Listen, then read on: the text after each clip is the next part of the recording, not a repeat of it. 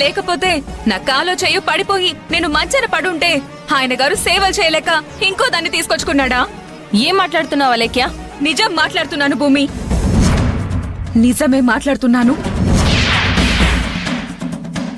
ఏ సమాధానం నీ దగ్గర ఉందా? నువ్వు నేను అడిగితే ఏం చెప్తున్నావు? ఏ పరిస్థితుల్లో ఆయన అలా చేశారో నీకు తెలుసా అని అడుగుతున్నావు కదా.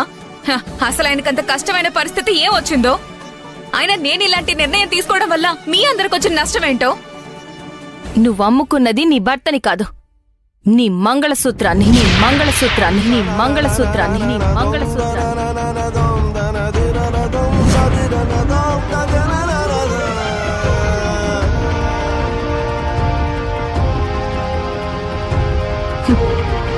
తాళి పవిత్రత గురించి నీకు తెలుసా అసలు? తెలిస్తే ఎన్ని వేల కోట్లు ఇచ్చినా కాని ఆడది తన తాళిబొట్టుకు మాత్రం ఖరీదు కట్టలేదు. అలాంటి పవిత్రతల గురించి నీకు తెలీదు కాబట్టే నువ్వు చాలా నీచంగా నీ భర్త నువ్వు అమ్మేసుకున్నావు. ఎస్, అమ్ముకున్నాను. పవిత్రత గురించి తాళిబొట్ల గురించి నువ్వు చెప్తే నేర్చుకునే స్థితిలో నేను లేను. నా దారిలో నేను వెళ్తున్నప్పుడు నా దారికి అడ్డొస్తే నేను మళ్ళీ మారాల్సి వస్తుంది భూమి. నేను మారితే ఆ మార్పుకి కారణం ఈ ఇంట్లో నువ్వు మాత్రమే అవుతావు, అది గుర్తుపెట్టుకో.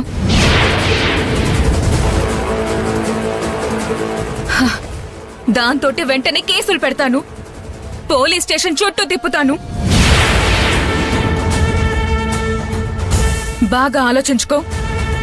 నేనిప్పుడు మీకు ఎవ్వరికీ కూడా ఎలాంటి ఇబ్బంది లేకుండా ఉంటున్నాను. బాగా ఆలోచించుకో. ఇంకోసారి నన్ను గెలకద్దు.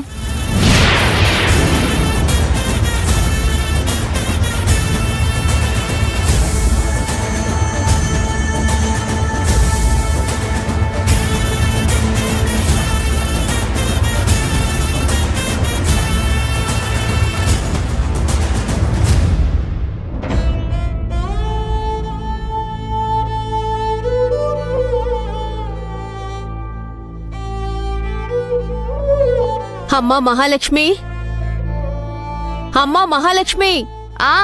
వస్తున్నానమ్మా.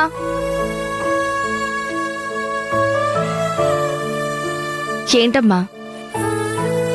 నేను మీ నాన్నగారు కలిసి తీర్థయాత్రలకి వెళ్దాం అనుకుంటున్నాం. అవునా? ఎక్కడికి వెళ్దాం అనుకుంటున్నారు?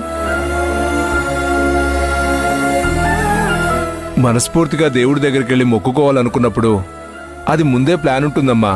పలానా క్షేత్రానికి వెళ్ళాలి, పలానా తీర్థయాత్రకు వెళ్ళాలి, పలానా గుడికి వెళ్ళాలి అని. కానీ ఇప్పుడు మనసు బాగాలేక వెళుతున్నటువంటి దానికి ఏ గుడికి ఏ దేవుడికని ఇంకా అనుకోలేదమ్మా.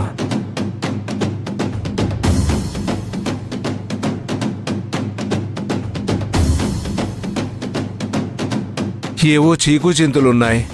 ఆ మొక్కులేవో తీర్చేసుకుంటే ఇంట్లో కొంచెం ప్రశాంతత ఏర్పడుతుందన్న ఉద్దేశంతో వెళ్ళాలనుకుంటున్నాం.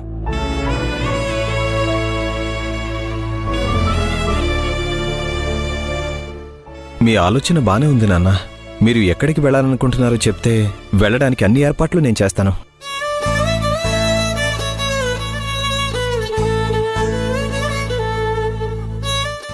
ఎక్కడికన్నయ్యా?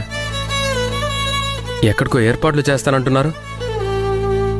ఈ ఇంట్లో గొడవలు చికాకులు కొంచెమైనా కుదుట పడతాయేమో అన్న ఆలోచనతో అమ్మా నాన్న వాళ్ళిద్దరూ కలిసి తీర్థయాత్రలకు వెళ్ళాలనుకుంటున్నారు. అది కాదురా రాఘవ, నేను మీ అమ్మ మాత్రమే వెళదాం అనుకోవడం లేదు.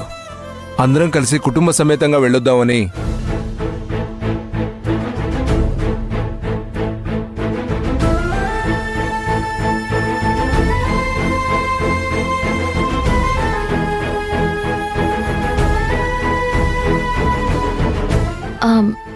ఇప్పుడు ఇంట్లో ఉన్న వాతావరణానికి మనం పుణ్యక్షేత్రాలకి విహారయాత్రలకి వెళ్లే పరిస్థితి ఉందా మావయ్య గారు?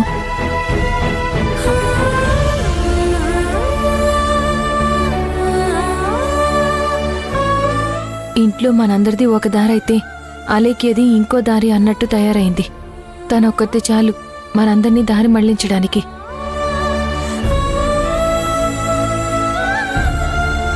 అయినా ఇంట్లో ఇలాంటి వాతావరణం పెట్టుకుని మనం ఏ క్షేత్రానికి వెళ్ళగలుగుతాం? ఒకవేళ వెళ్ళినా అక్కడ మనశ్శాంతిగా ఉండగలుగుతామా?